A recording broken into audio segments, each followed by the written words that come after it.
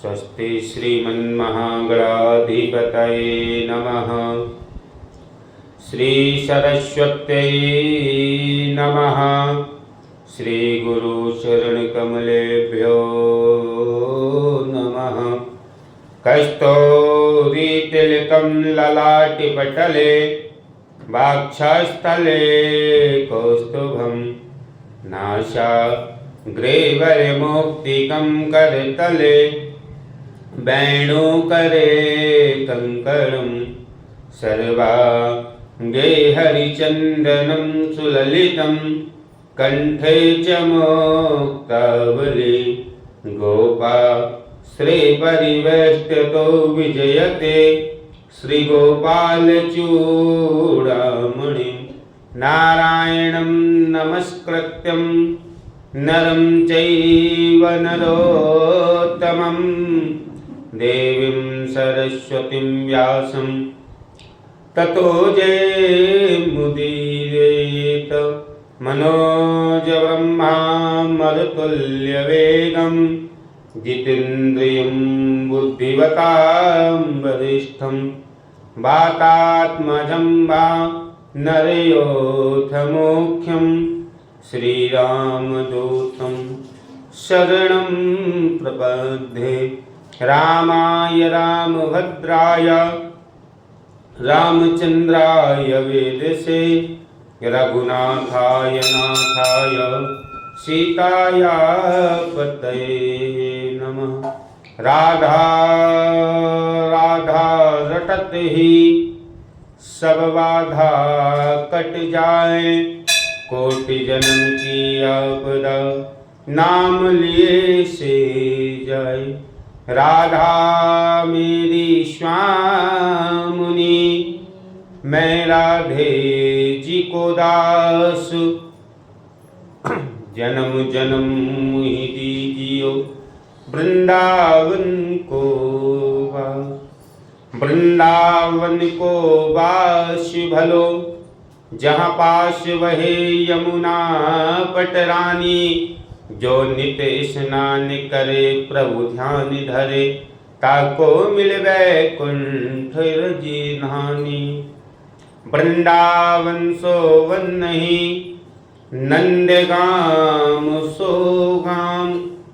बंसी but so but नहीं, श्री राम कृष्ण सो नाम।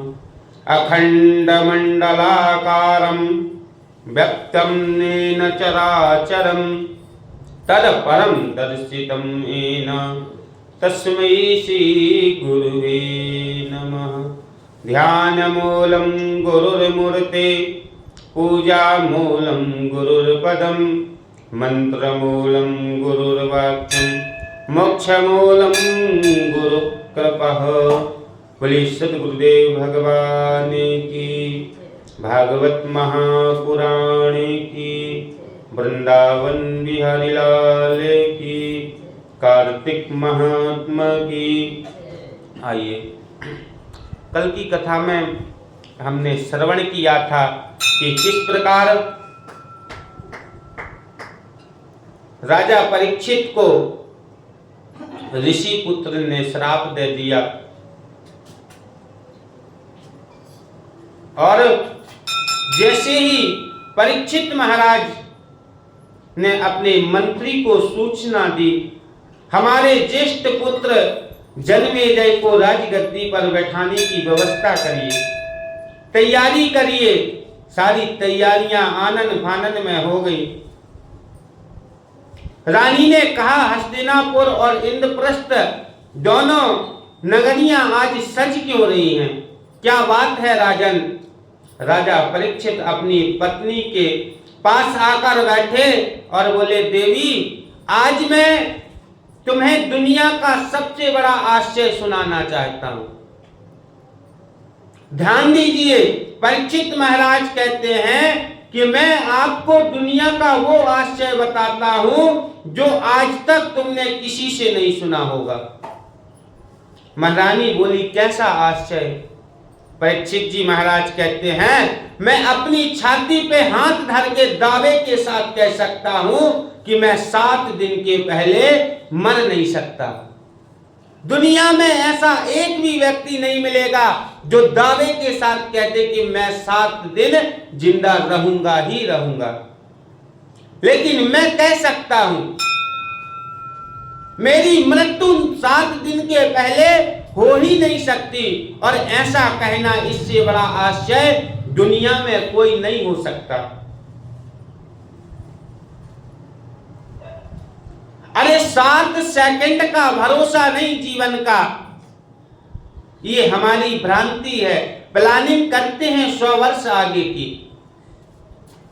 युधिष्ठिर जी महाराज के पास एक ब्राह्मण आया और बोला, महाराज मुझे इस चीज की आवश्यकता है। युधिष्ठिर जी ने कह दिया, पंडित जी आज तो मैं बहुत व्यस्त हूं, आप कल आ जाना और कल आकर जो कुछ भी आपको चाहिए वो सब कुछ ले जाना। इस बात को सुनते ही भीमसेन ने ढिंढोरा पीट दिया, मृदंग बजाना शुरू कर दिया। युधिष्ठिर बोले, मृदंग क्यों बजाते हो? भीमसेन हंसते हुए बोले, इसलिए बजा रहा हूं कि आपको कल का भरोसा है। अरे भरोसा तो ये भी मत करो कि जो श्वास निकल गई वो लौट कर आएगी या नहीं आएगी। हम जमीन पर चल रहे हैं, एक पांव रखा है, दूसरा रख पाएंगे कि नहीं इसकी भी गारंटी नहीं है। लेकिन परीक्षित कहते हैं, मैं दावे के साथ कह सकता हूं कि 7 दिन के पहले मैं मर नहीं सकता।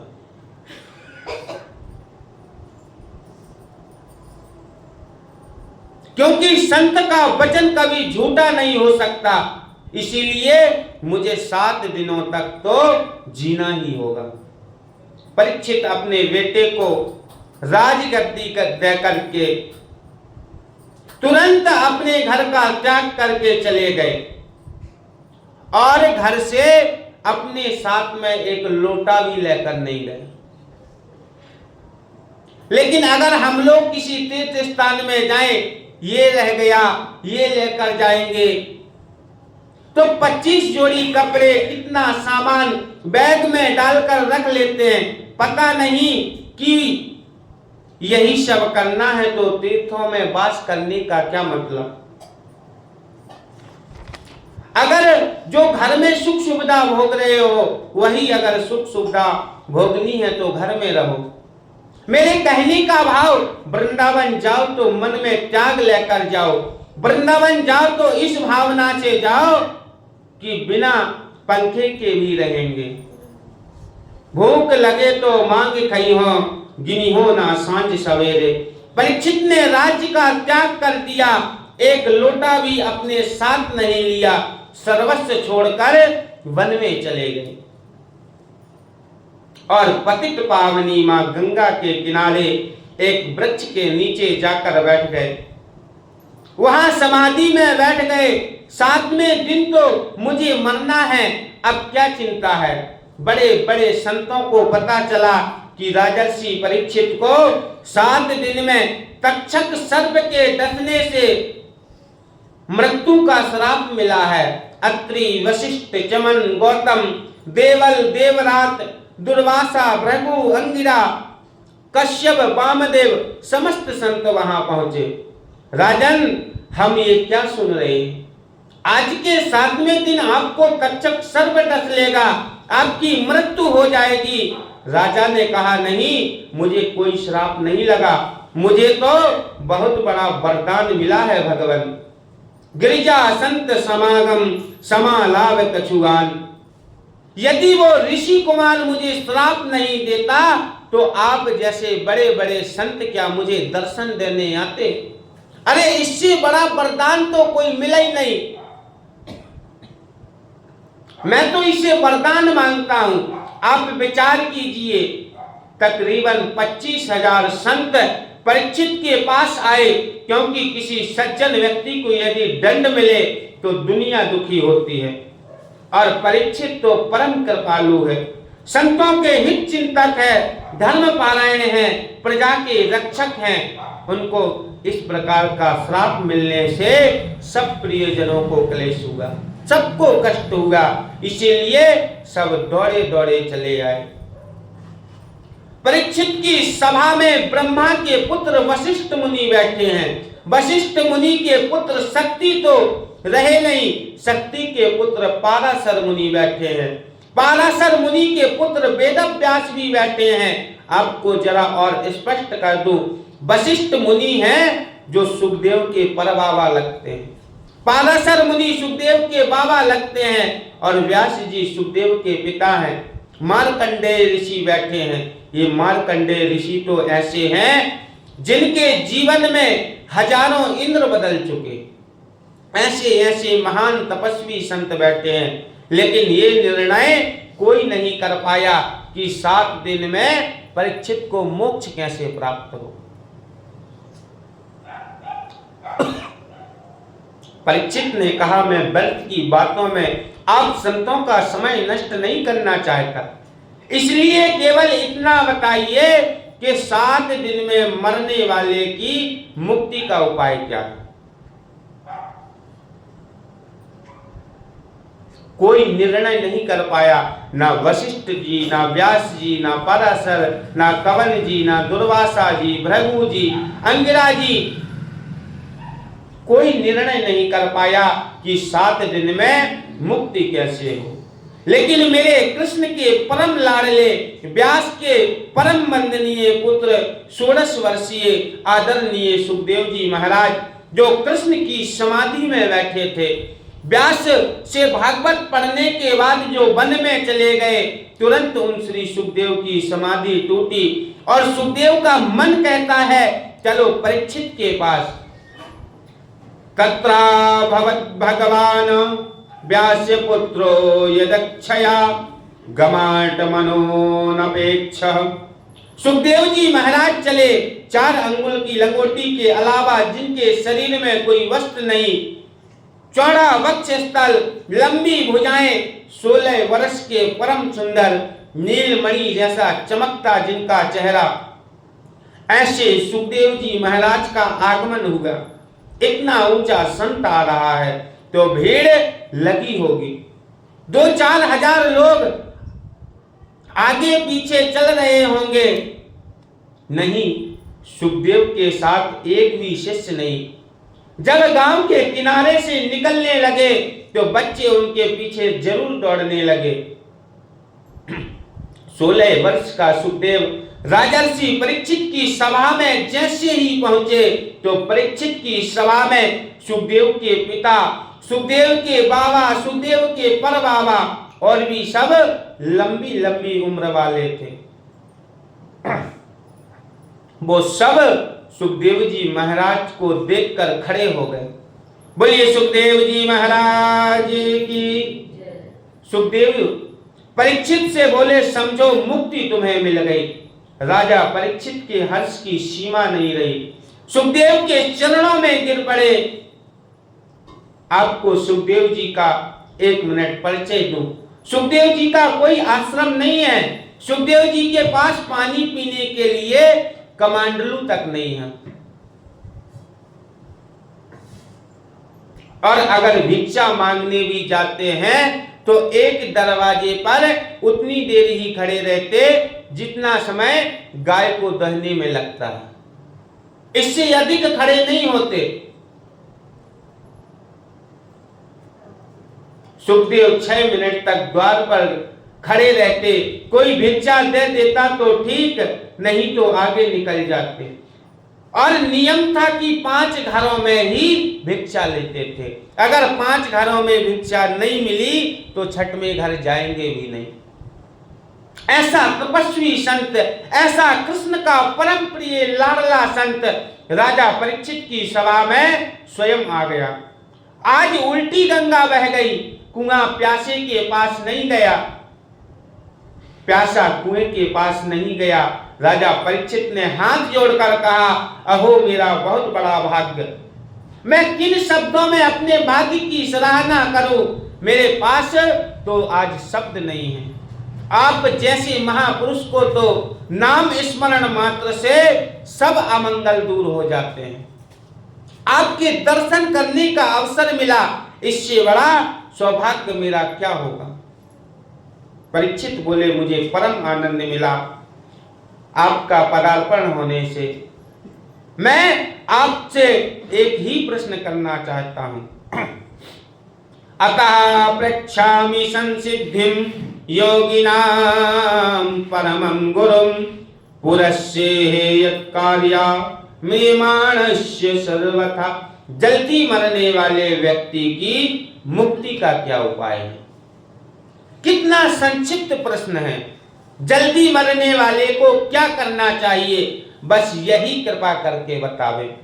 परीक्षित चाहते तो यह भी कह सकते थे कि मेरी मुक्ति को टाला कैसे जाए, और अगर परीक्षित कह देते सुखदेव जी महाराज से कि मेरी मृत्यु को टाल दो, तो सुखदेव जी महाराज में वो समर्थ थी कि परीक्षित की मृत्यु को टाल भी सकते थे। लेकिन ऐसा नहीं पूछा। परीक्षित ने तो एक संक्षिप्त प्रश्न किया, जल्दी मरने वाले को क्या करना चाहिए। सुखदेव इस बात को सुनकर बहुत गदगद हो गए। राजन, जल्दी मरने वाले को क्या करना चाहिए, ये प्रश्न तुमने अपने लिए नहीं किया, ये सब संसारिक लोगों के लिए किया है, सबके लिए प्रश्न है। एक कथा स्मरण, उसको बड़े ही भाव से, एक किसी नगर में एक बालक का जन्म हुआ। उस बालक का जन्म हुआ, धीरे धीरे बड़ा हुआ, 20 वर्ष का हो गया। कोई भी उसके अंदर दुर्गुण नहीं था, सारे सद्गुण भरे पड़े थे। बड़ा सरल सीधा शांत स्वभाव का था। बस एक ही दुर्गुण था कि खाता बहुत था। अगर भोजन करने बैठ जाए तो 5 पंगत निपट जाएं, सारे परिवार के लोग खा लें फिर भी वो खाता रहे। और एक बात उसमें और थी, जब वो खाने बैठे खाता तो जाए, लेकिन बस यही बोलता जाए, दाने दाने पे लिखा है खानहार का नाम, दाने दाने पर लिखा है खानहार का नाम। तो एक किसी सज्जन ने बोला, तू ये मत बोल, तू तो ये बोल, बोरे बोरे पे लिखा है खाने वाले का नाम। अरे परिवार के सब लोग खा लेते हैं, सबसे पहले बैठता है और सबसे बाद में उठता है, इतना खाता है।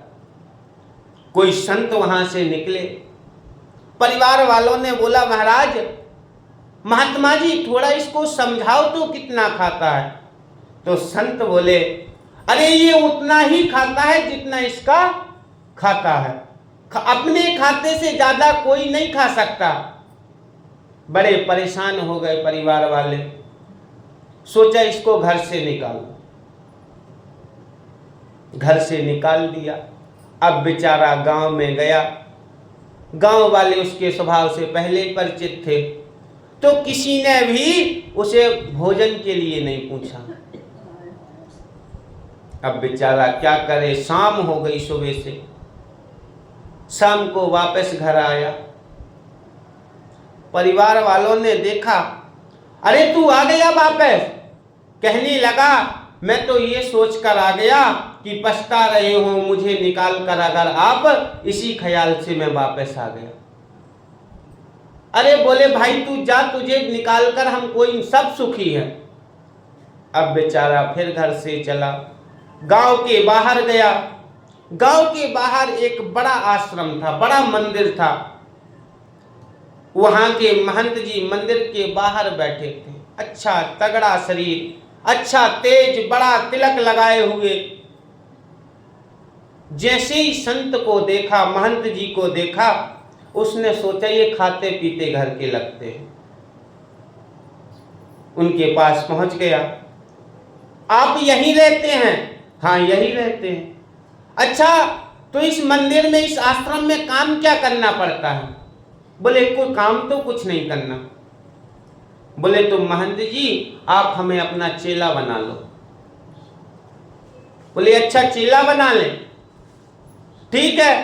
बोले गुरुजी लेकिन एक बात बताओ, यहाँ खाने पीने के लिए तो है, महंत जी कहने लगे कि ठाकुर जी की कृपा से सब मौज, काम भी कुछ नहीं करना, खाओ पियो, अपना राम नाम माला जपते रहो और बस यही काम है। इसने सोचा घर वाले तो बार बार बोलते थे कितना खाता है, यहाँ तो मौज है, आराम से खाओ पियो पड़े रहो, भजन करना तो एक आध माला कर लो। कंठी ले ली, महंत जी से गुरु मंत्र ले लिया। अब बस जैसे ही भोजन की तैयारी हुई तो पूछने लगा, गुरुजी आपके आश्रम में कितनी पंगत होती हैं? महंत जी ने कहा 5 पंगत होती हैं। बोले अगर गुरुजी मैं पहली पंगत में बैठ जाऊं और 5वीं में उठूं तो कोई परेशानी है आपको? बोले क्या परेशानी है, सब ठाकुर जी देने वाले हैं, लेकिन तुम इतना खाते हो। बोले क्या करें गुरुजी, पेट में ही तो खाता हूं। बोले कोई बात नहीं।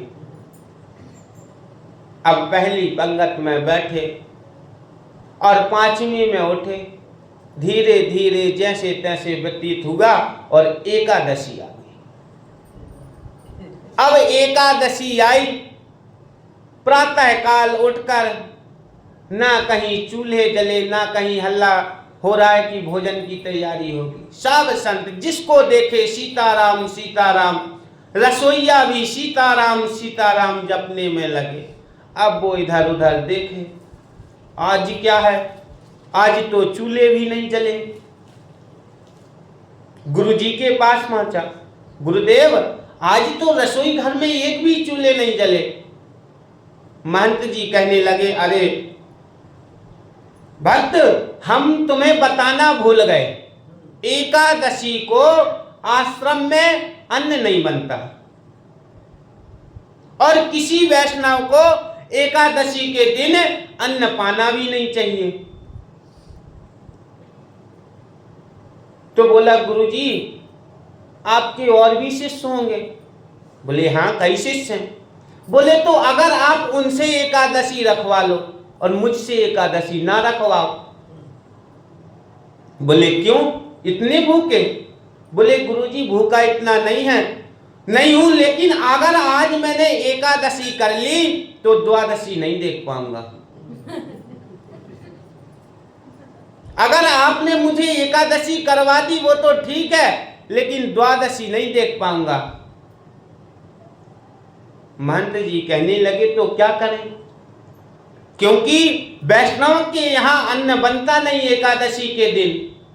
बोले एक बात बताओ, अपने आप बना के खा लोगे? अब भगत बोला मरता क्या ना करता, क्योंकि यहां रहेंगे तो कुछ नहीं मिलना। अब जैसे होगा बनाएंगे खाएंगे।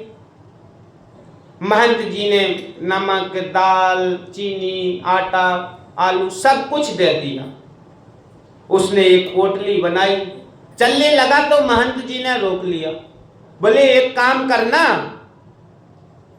तुम यहां से नदी किनारे जाओ, नदी किनारे प्रसाद बनाना, भोजन बनाना, लेकिन ध्यान रहे उससे पहले ठाकुर जी को भोग लगा के प्रसाद पाना। बोला ठीक है। अब बेचारे को भूख बड़ी जोर की लगी थी, जल्दी जल्दी नदी के किनारे गया, जैसे तैसे भोजन बनाया, भूख जोर की थी तो खाने बैठ गया। और जैसे ही उसने पहला निवाला तोड़ा, उसे याद आ गई कि गुरुजी ने बोला था कि राम जी को भोग लगा के पाना। अब बेचारा क्या करे, उसे मंत्र तो आते नहीं, तो ऐसे ही बैठ के पुकारने लगा, सीताराम आइए राजा राम आइए, मेरे भोजन का भोग लगा जाइए। सीताराम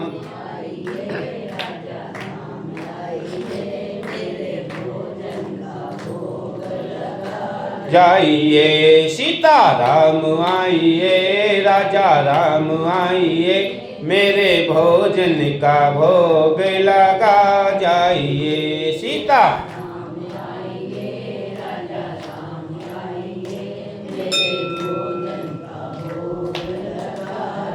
जैसे ही उसने पुकार लगाई, लेकिन भगवान नहीं आए।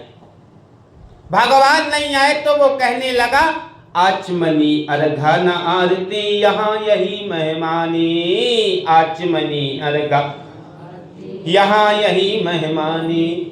रूखी सूखी खाओ प्रेम से, रूखी सूखी खाओ प्रेम से, पियो नदी का पानी, सीता राम आइए, राजा राम आइए, मेरे भोजन का भोग। फिर भी भगवान नहीं आए तो भक्त कहने लगा, हाँ प्रभु मैं जानता हूं क्यों नहीं आए आप। अरे आप सोच रहे होंगे कि यहाँ रूखी सूखी रोटी मिलेंगी और मंदिर में हमारे ठाठ हैं। राम जी को ताना मारने लगा, प्रभु मंदिर के भरोसे आज मत रहना, क्योंकि मंदिर से हम स्वयं प्राण बचा के आए हैं। आप सोचो कि मंदिर में सेवा हो तो वहां कुछ नहीं होगा। और कहने लगा, भूल करोगे यदि तज दोगे भोजन रूखे सूखे, भूल करोगे यदि तज दोगे भोजन रूखे सूखे। एकादशी आज मंदिर में, एकादशी आज मंदिर, बैठे रहोगे भूखे, सीता राम आइए, राजा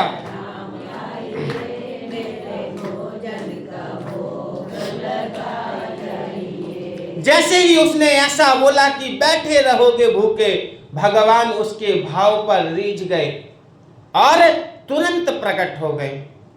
नीलक चंबुजक श्यामल को वलांगम, सीता समारो प्रतिभाम भागम, पाणव महासाय चार चापम, नमामि रामम रघुवंश नाथम। राम जी और वाम दिश जानकी, राम जी के साथ माता जानकी भी पधारी। जैसे दो को देखा, अब सोचने लगा, लेकिन दिव्य राम जी को जब देखा प्रणाम किया। अब राम जी को देखे फिर रोटियों को देखे, फिर राम जी को देखे फिर रोटियों को देखे। राम जी ने कहा, अरे भक्त क्या हुआ?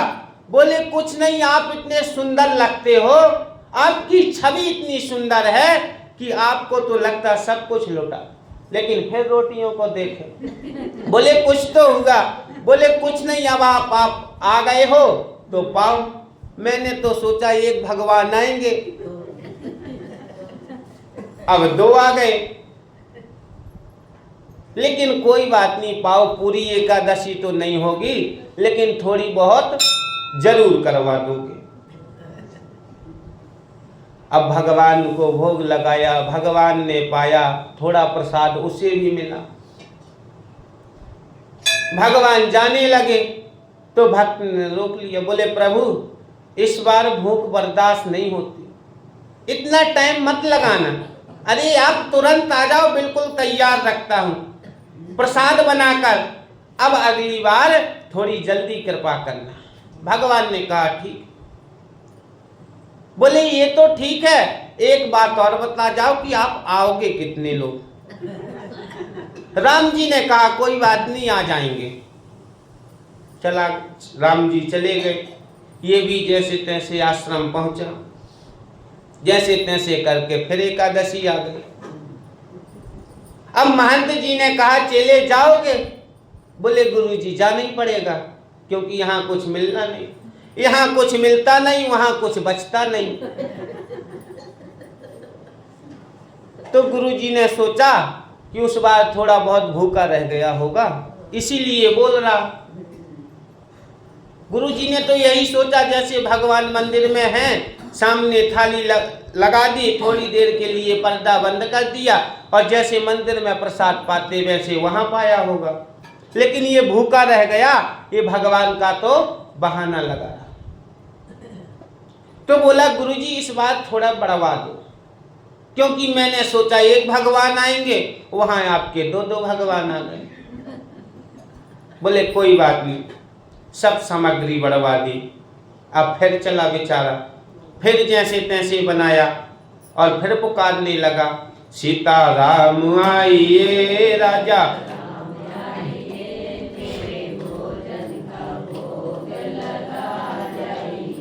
अब जैसे ही पुकारा, एक ही पुकार में बैठ भगत ने कीन जब करुण पुकार, ता क्षण में दिव्य प्रकट भई। अब राम बाम दिशि जानकी और लखन दाहिनी ओर। इस बार राम जी आए, माता सीता आई और साथ में लक्ष्मण जी आ गए। अब जैसे तीन को देखा, पिछली बार 2 आए थे, अब मैंने 2 की व्यवस्था की तो 3 आ गए। ये भगवान रोज की रोज बढ़ रही। अब क्या करूं? बोले अच्छा, प्रणाम किया। बोले प्रभु ये कौन है? ये तुम्हारी माता। अच्छा, इनको तो मैं, ये कौन है? बोले ये हमारे छोटे भाई लखनलाल जी हैं। बोले अच्छा प्रभु एक बात बताओ, मैंने आपके भोग का ठेका ले रखा है कि आपके पूरे खानदान का? आप मुझे ये बताओ। अब लखन जी सोचने लगे प्रभु आज कैसी जगह फंसाया, कितना अच्छा स्वागत हो रहा है आते। लेकिन भक्त बोला कोई बात नहीं प्रभु, आप पाओ, बहुत अच्छे लगते हो मुझे, इसीलिए आप पाओ, बचेगा जो होगा सो देखा जाएगा, कुछ ना कुछ तो बच ही जाएगा। भगवान ने प्रसाद लगाया, प्रसाद पाया, भक्त को भी प्रसाद मिला। अब इस बार तो भगवान जल्दी आ गए। बोले बस अगली बार भी ऐसे ही कृपा करना, लेकिन बस एक बात भर बता के जाओ कि आएंगे कितने। बोले कोई बात नहीं, अब आ जाएंगे अगली बार। राम जी ये कहकर अंतर ध्यान हो गए। अब भक्त सोचने लगा अच्छी समस्या फंसी, आश्रम में कुछ मिलता नहीं, यहाँ रोज के रोज भगवान एक एक बढ़ के आ जाते हैं, यहाँ कुछ बचता नहीं। जैसे तैसे फिर दिन बीते, फिर एकादशी आई। आज गुरुजी से बोला गुरुजी आज तो कम से कम 11 सेर आटा दो, उसी हिसाब से सब राम रस, आलू, गुड़, घी इत्यादि सब सामान दो। गुरुजी ने सोचा इतना खाता है, मुझे लगता है कि आश्रम से ले जाके और कहीं बाहर बेच देता होगा, क्योंकि इतना तो नहीं खा सकता। भक्त बोला क्या करें गुरुजी, भगवान आपके बताते नहीं, रोज की रोज बढ़ के आ जाते हैं, यहां से प्राण बचा के जाते, सोचते हैं आएंगे एक आध भगवान आएंगे, वो भी पाएंगे, मैं भी पालूंगा, लेकिन हर एकादशी को एक एक भगवान बढ़ते आ रहे। अब क्या करें? गुरुजी ने कहा चलो इसको सब सामान दे दो और इसको देखते हैं कि ये इसका क्या करता है। पोटली बनाई, सिर पर रखी, चल दिया नदी के किनारे। नदी के किनारे गया, पीछे पीछे गुरुदेव आ रहे हैं। गुरुजी ने सोचा देखें तो कि इतने सारे सामान का ये करता क्या है। अब आज भगत ने चालाकी की, आज उसने भोजन वोजन बनाया ही नहीं, अपनी वो पोटली सामान की ले जाकर नदी के किनारे रख दी और पुकारने लगा। आज उसने सोचा पहले देख लूं कितने आते हैं, फिर उसी हिसाब से भोजन बनाऊंगा।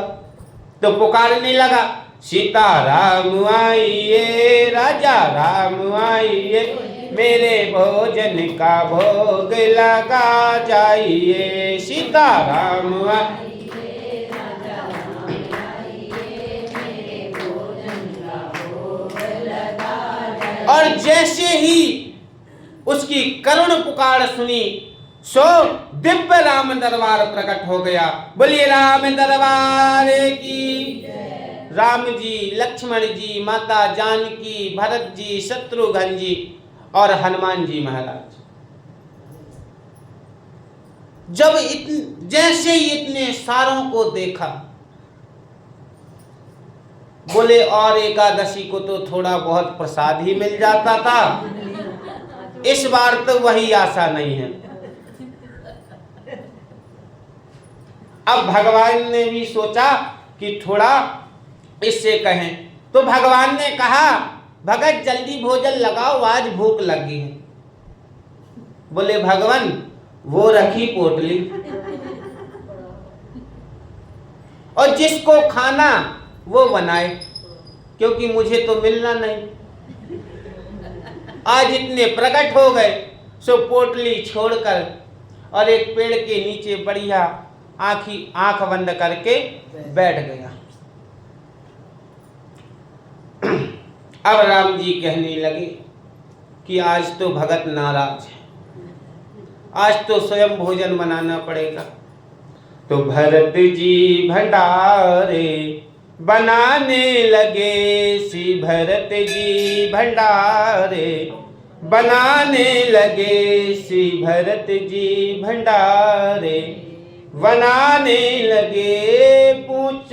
पहुँचते पूछ से अंजने पोंछा और हाथों से पोंछा लगाने लगे, श्री भरत जी भंडारे बनाने लगे।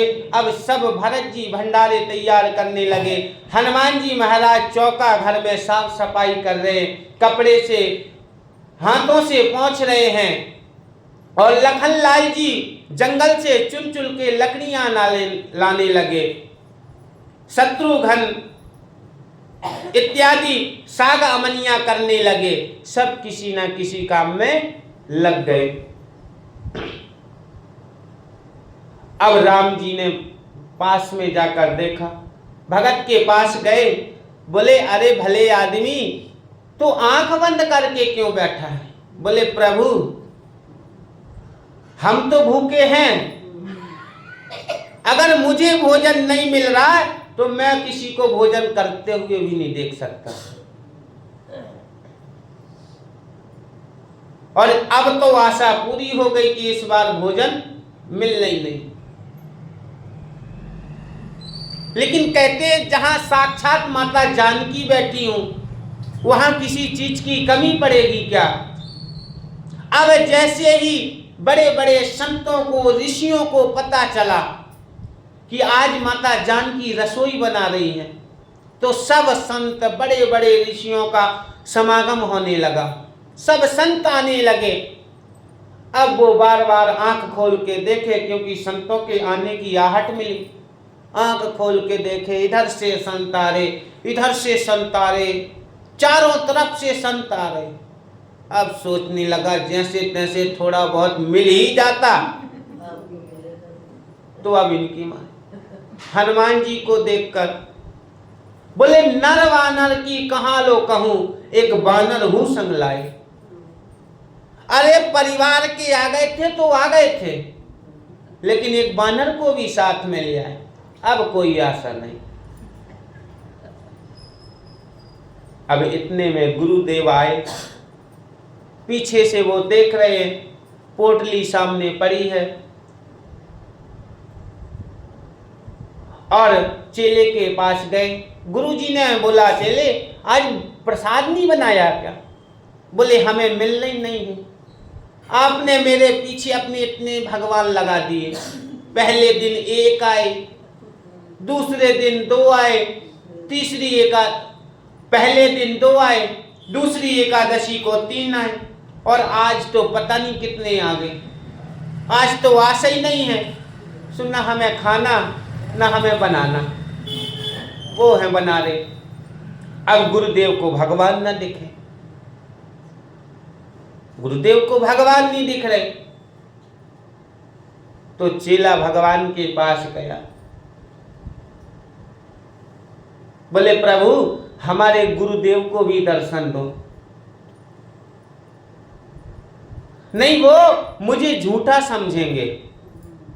भगवान ने कहा कि हम तो सरल व्यक्ति को मिलते हैं, और गुरुदेव तुम्हारे सरल नहीं हैं। फिर आया गुरुजी के पास। गुरुजी ने पूछा क्या बोल रहे हैं भगवान? चेला बोला गुरुजी भगवान ये बोल रहे हैं कि हम सरल व्यक्ति को मिलते हैं, और तुम्हारे गुरुजी सरल नहीं हैं। जैसे ही गुरुदेव ने इतना सुना, नेत्रों से आंसू प्रवाह होने लगे, और नेत्रों से इतने आंसू प्रवाह हुए कि सरल तो नहीं हुए लेकिन तरल हो गए। और जैसे तरलता आई तो तुरंत सरलता प्रकट हो गई और मेरे राघवेंद्र सरकार ने गुरुदेव को भी दर्शन दिया। गुरुदेव कहने लगे कि आज तक सबने यही सुना होगा कि गुरु की वजह से शिष्य को भगवान मिले, लेकिन आज ऐसा भी हुआ कि शिष्य की वजह से गुरु को भगवान के दर्शन हुए। और मेरे गुरुदेव क्या कहते हैं, सरलता का भाव, सरल का भाव क्या है? मेरे गुरुदेव कहते हैं सा से सीता, रा से राम और ला से लक्ष्मण। जिनके अंदर ये तीनों बैठे हुए हैं वही सरल है, क्योंकि हरि व्यापक सर्वत्र समाना, प्रेम से प्रकट होई में जाना। भगवान तो सब जगह है, लेकिन वो रीझता है सरलता के ऊपर, वो रीझता है भाव के ऊपर। प्रेम से प्रकट होई में जाना। भगवान तो भाव का भूखा है। अरे अगर भाव से भजो तो वो भक्त के अधीन हो जाता है। बोलिए भागवत भगवान की, भक्त वत्सल भगवान की, राजा रामचंद्र भगवान